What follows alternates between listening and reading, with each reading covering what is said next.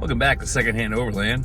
I'm your host, Matt Kester. I am sitting in line to pick up the kid from school, and I figured I would take this opportunity to catch you up on a thing or two. This past weekend, we had the fortune of going out to the Offroad Expo, which was hosted out at Phoenix Raceway in the southwest end of the valley here in Phoenix. As luck may have it, I applied and was granted access as a member of media, which was cool. That's the first time it's happened, and it wouldn't have happened had it not been for you guys. And there was quite a bit to see out there. Really heavy presence in the side-by-side market and the Jeep rock crawling world. Not as heavy in the overlanding world as, but there was still enough that I could see. And one of the things that we came across, and I'm really excited to scoop you on, is that the Midland Tour crew was out there, and I am now able to scoop you on the existence of the new 50 watt Midlands. That's right, Midlands.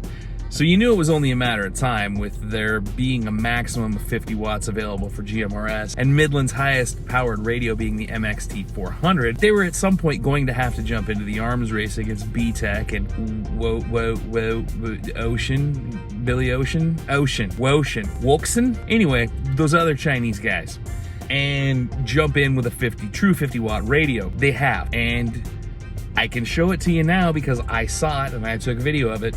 And it's not just one radio, but wait, there's more. It's two. The first one up is going to be the MXT 500. Now, it is just essentially the same thing as an MXT 400 or an MXT 115, where all of your controls and displays are mounted on the chassis of the radio itself.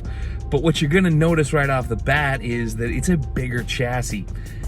It's more the size of a standard or traditional CB radio chassis. I assume that that's probably because there's just more into building a 50 watt radio, and I guarantee it's going to have a heck of a lot more heat sink built into it so that it stays operational with that much power behind it. There's that, but they've also made it in the smaller form factor, or I should say the remote form factor, like an MXT 275, where they're going to have the MXT 575, which will have all of the controls on the handheld, just like an MXT 275, but with the chassis of the radio being able to be remote mounted somewhere else. Again, though, this chassis is a little bit, or considerable bit bigger than an MXT 275. That remote mounting option, you know, it's going to work, but you're going to be, you need a little more space than you did with the MXT 275. Now, after talking to the guys there, these radios are going to operate with the same architecture that every other Midland radio does, which means they're going to be great for people who are just looking for GMRS communications out on the trail, simplex style, radio to radio. Everybody, hey, this is our CTCSS or DCS code, which they like to call the privacy code, and it's number 1, 2, 3, 4, 5, 6, 7, 8, 9, 10, whatever. You know, typical Midland, where you just have that list of numbers, and then if you actually want to communicate with somebody outside that in the GMRS world, you got to pull out your decoder sheet and figure out which number corresponds to which tone. It's going to be that architecture. It will be capable of split toning like all of the new MXT 275s and 115s are, but you're not going to have your CTCSS tones, nor are you going to have your GMRS channel in the actual frequencies, and you're also not going to get the ability to have multiple repeater programming options.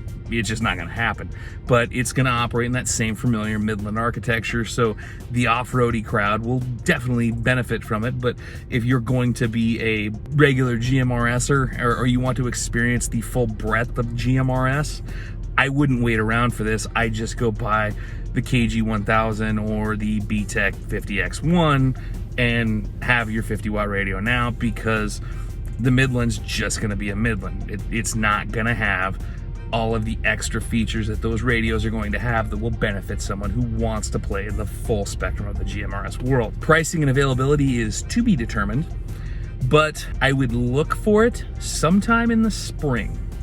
That's all I'm going to say. I was not even allowed to know that, but yes, sometime springtime, end of Q1, beginning of Q2 is when you're going to start seeing these hit the market. They're not even listed on the Midland website right now. I don't even know why they were on the tour truck, but hey, I'm going to take every advantage we can to show you guys what I know and scoop you on it, because I am a member of the automotive media now.